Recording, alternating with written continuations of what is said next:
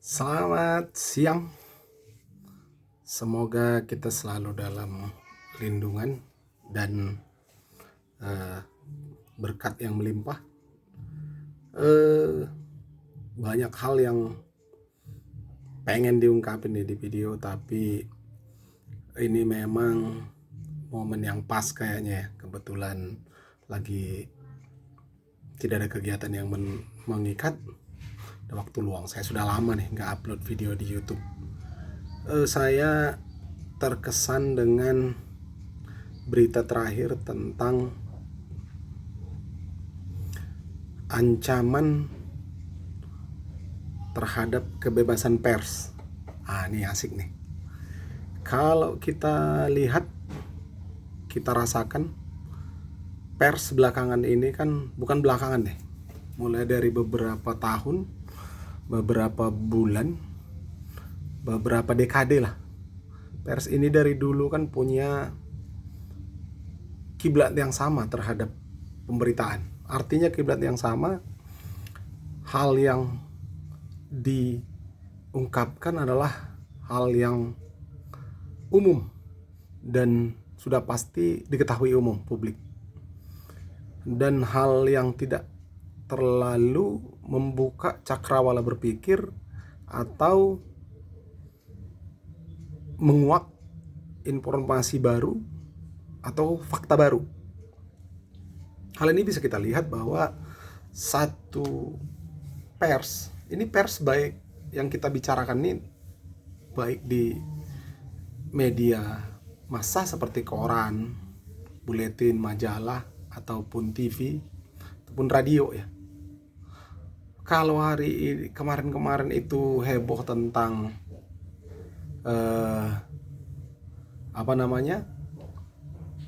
judi online, semua kan beritakan judi online gitu. Tapi yang menggelitik sekarang nih, pers ini selalu merasa terancam. Tapi kalau kita lihat, pers ini berkembang kok, dan manfaatnya bagi masyarakat umum tuh belum ya.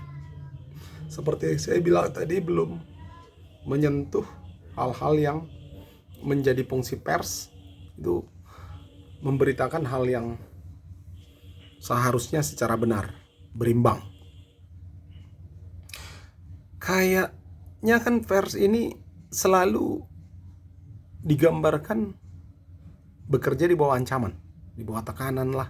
Padahal sebenarnya pers ini kan kalau mau jujur ya dikendalikan, tapi dikendalikan oleh pemilik modalnya. Kalau kita mau lebih spesifik, mungkin di televisi ya, media televisi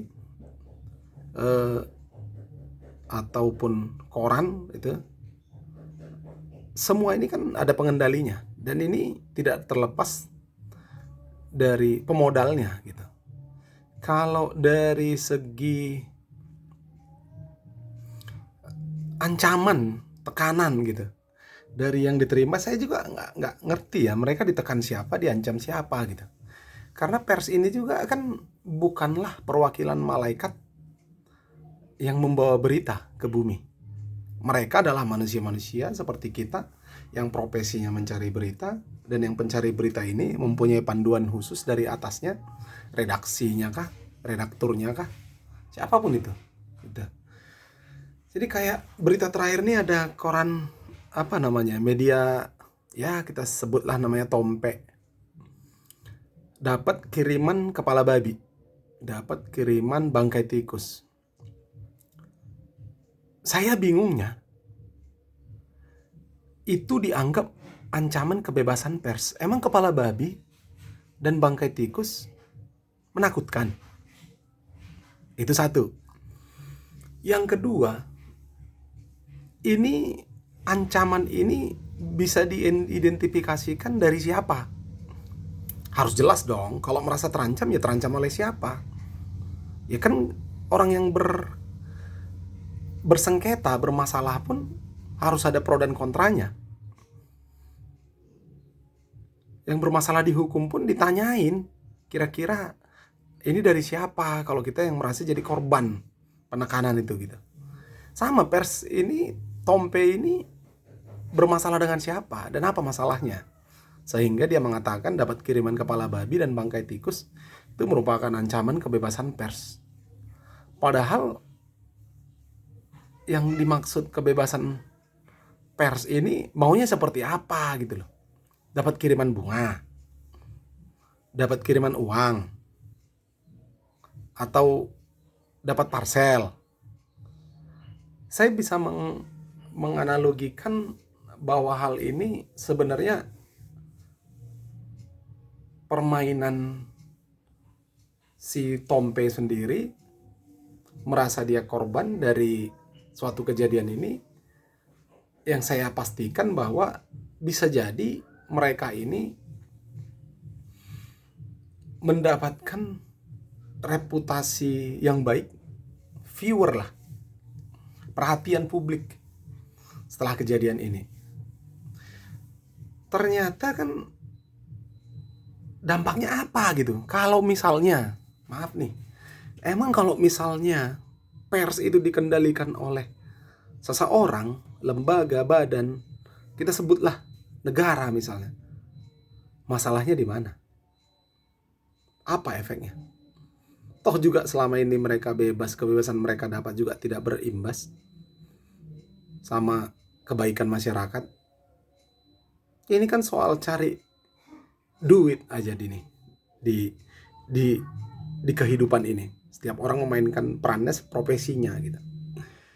Dan kalau kita lihat media-media ini pun sangat gampang teralihkan oleh isu-isu yang muncul.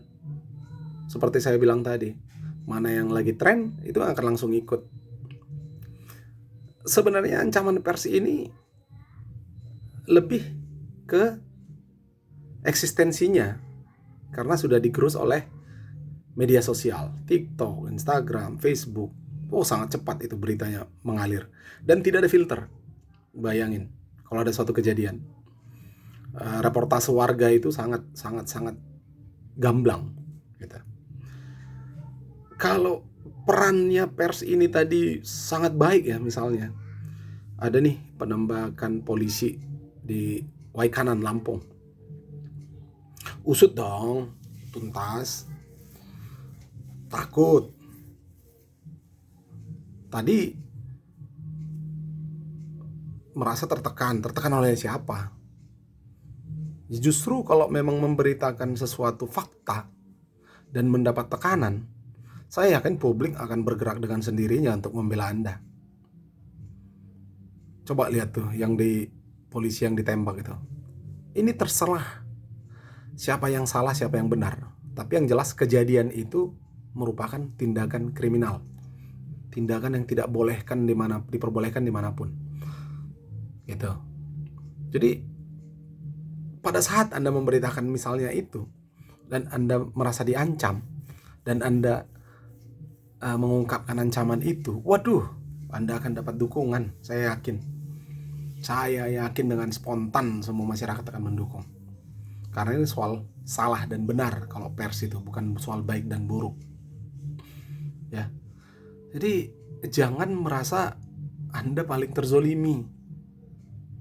Kecuali seperti zaman Orde Baru, dibredel istilahnya. Ya, koran itu diborong langsung tanpa ada yang beredar ke masyarakat. Saya dulu hidup juga di zaman Orde Baru. Setiap koran itu redakturnya itu melalui Kementerian Penerangan dulu kan. Itu harus diketahui isinya sebelum beredar gitu. Makanya banyak yang memberitakan tentang berita ya yang meninggal siapa, pelantikan siapa, gitu itu aja. Tapi kalau seperti ini Anda jangan merasa bahwa saya berperan makanya saya terancam. Ini apa perannya? Jadi saya berharap juga sama pemilik media televisi ini, tolong dong jangan satu komando. Kenapa nggak satu pemret aja semua ini? Berita di satu TV dengan TV yang lain, ya, di negara apa namanya ini, entah berantah itu, ya, sama semua dari pagi sampai malam, 24 jam itu beritanya. Besoknya berita A itu juga di TV yang lain. Itu. Jadi agak aneh kalau kalian ini sering pers ini merasa terancam, namun yang membuat Anda merasa terancam pun saya bingung. Itulah. Belum lagi ya media-media ini, media cetak ini gimana ya cara kerjanya juga kita bingung. Tanpa ada ya kode etik sih banyak sih ya, tapi verifikasinya lah sangat-sangat kurang gitu. Jadi mudah-mudahan video ini didengar sih sama para penggiat berita lah, sehingga nggak perlu berubah, nggak bisa juga berubah, juga nggak bisa karena kalian punya komando, tapi ya mainkan perannya, do your best, God do the rest ya. Jadi mungkin itu sih yang bisa saya sampaikan, semoga kita sehat selalu.